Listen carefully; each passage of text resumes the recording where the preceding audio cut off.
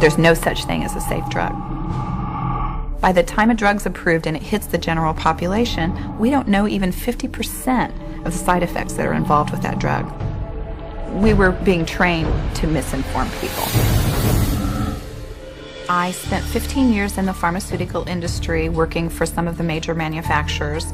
It wasn't like I woke up one morning and said, you know, I need to get out of pharmaceutical sales. It was actually an awakening process for me. It was a spiritual and consciousness process where, as I started observing what was happening, what some of the drugs were doing, the misinformation, the disinformation, that I was being encouraged to minimize side effects when I talked to doctors, I started to recognize that these patients were literally being tortured by the drugs that they were given. My niece was 20 years old. She was attending Indiana University, and she was a pre-med student. Extremely intelligent, beautiful woman, and just a beautiful spirit inside and out. She was in a car accident and was prescribed Vicodin, hydrocodone, for pain, and became addicted.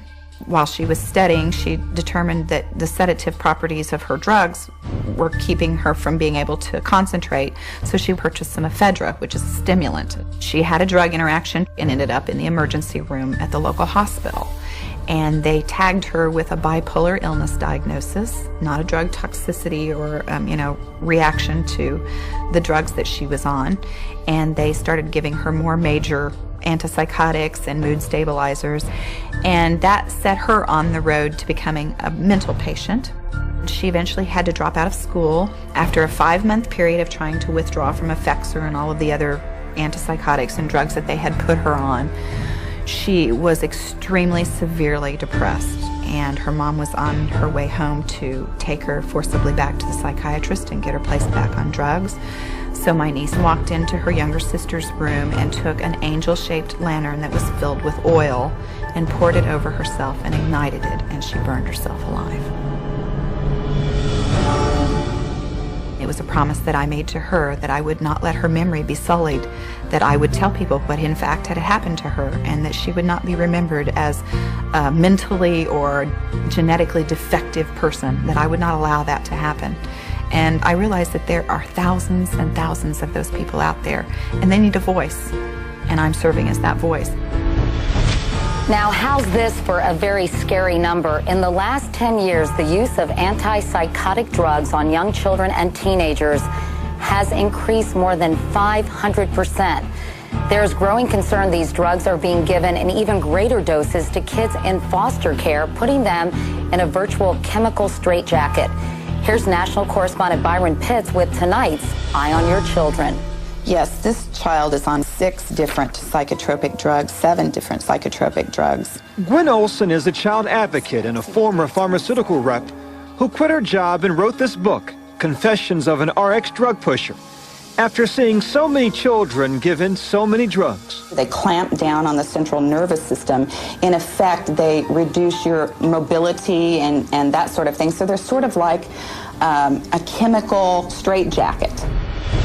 A large number of psychiatrists are dishonest because I see them giving people drugs that they know are brain-damaging therapeutics, that they know do not have positive long-term outcomes, that they know will not cure anything.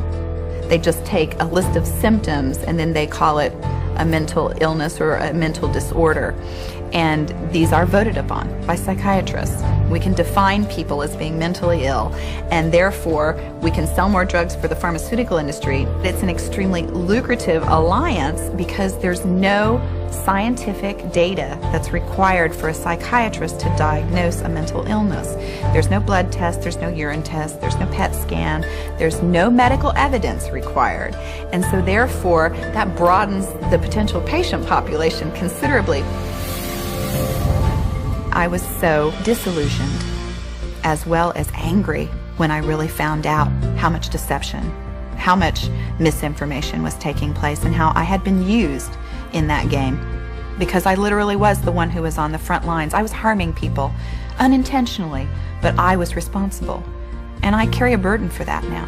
I decided that in order for me to be able to live with myself based on what I had observed and participated in, that I had a moral obligation to get out and inform other people. When I have talked to as many people that I have talked to in the last year, when I have seen as many psychiatric patients damaged, I know that what I'm doing is a calling. It's a spiritual calling for me. And I do it with great conviction, and I do it with passion, because I understand that this is a situation that's not going to get any better unless people that have this experience and knowledge start speaking out.